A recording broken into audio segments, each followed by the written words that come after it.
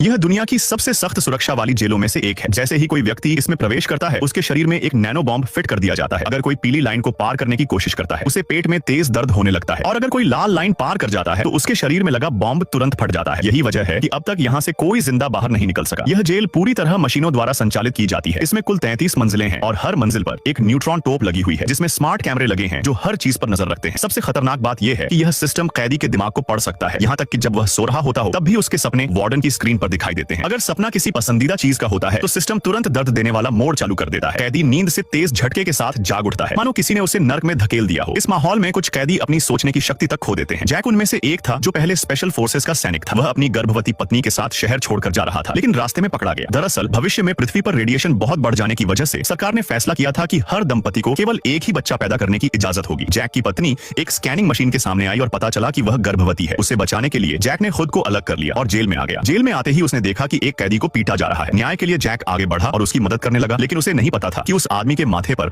8 बिंदुओं वाला टैटू है जो केवल सबसे खतरनाक अपराधियों को दिया जाता है। वह आदमी बहुत ताकतवर था और जैक उसे हरा नहीं सका। शुक्र है कि कैमरे ने सब रिकॉर्ड कर लिया और अलार्म बज उठा। इसके बाद तीनों को लेजर बार वाली एक पिंजरे में बंद कर दिया गया। अगर थोड़ा भी हिले तो लेजर से जल जाए। सिस्टम ने पूछा कि झगड़ा किसने शुरू किया था, लेकिन कोई जवाब नहीं दे रहा था। तब जैक आगे बढ़ा और खुद को दोषी ठहराया। उसे वार्डन के ऑफिस ले जाया गया, जहां उसे पता चला कि उसकी पत्नी को भी किसी दूसरी जेल में रखा गया है। यह सुनकर जैक बेचैन हो गया और अपने साथी से पूछा कि महिलाओं को कहां रखा जाता है। ठीक उसी क्षण वही गुंडा पीछे से अचानक हमला कर उस पर टूट पड़ा और मारने लगा। वार्डन सब देख रहा था लेकिन कुछ नहीं बोला, बल्कि उसने पुल हटा दिया ताकि लड़ाई और भड़क जाए। लेकिन जैक ने उसकी कमजोरी पकड़ ली और उसे हरा दिया। अब वह गुंडा पुल से लटक रहा था और वार्डन ने जैक से कहा कि उसे नीचे फेंक दो। जैक कुछ पल रुका, फिर उसे बचाने की कोशिश करने लगा। यह पहली बार था जब किसी ने वार्डन के आदेश का पालन नहीं किया। वार्डन गुस्से से आग बबूला हो गया और उस कैदी को मारने का ऑर्डर दिया। न्यूट्रॉन टोप से निकली गोली ने उसकी छाती को छलनी कर दिया। उसी पल जैक ने मौका देखकर पास पड़ा एक बॉम्ब छिपा लिया। इसके बाद वार्डन ने जैक को एक ऐसी मशीन से बांध दिया जो 360 डिग्री घूमती थी और उस पर लगातार 3 दिन तक प्रयोग किए गए। इसी बीच वार्डन ने जैक की पत्नी को अपने ऑफिस बुलाया, लेकिन उसने जैक को धोखा नहीं दिया, बल्कि वह जैक की मदद करने का रास्ता ढूंढने लगी। एक दिन उसने एनेस्थेटिक और शराब मिलाकर वार्डन को पिला दी। वार्डन ने फिर जैक के दिमाग को स्कैन किया और उसकी यादों में घुसने लगा। जैक ने सपने में खुद को बचपन में एक गड्ढे में फंसा देखा। फिर उसकी पत्नी गड्ढे के किनारे पर झुककर हाथ बढ़ाती है, लेकिन जैसे ही छोटा जैक उसका हाथ पकड़ता है, जैक हकीकत में जाग जाता है। उसे यकीन हो गया कि उसकी पत्नी अभी जिंदा है और यह उम्मीद उसके जीने का फिर से कारण बन गई। अब कैदी उस बॉम्ब को ध्यान से जांचने लगे जिसे जैक ने चुपके से उठा लिया था। इधर जैक की पत्नी ने वार्डन के कंप्यूटर से जेल का नक्शा निकाला और जॉन को दे दिया। उन्होंने लेजर स्कैनिंग के बीच से निकलने का रास्ता ढूंढ लिया, लेकिन बाहर निकलने का केवल एक ही रास्ता था और वह तब तक बेकार था जब तक शरीर में लगा बॉम्ब न निकाला जाए।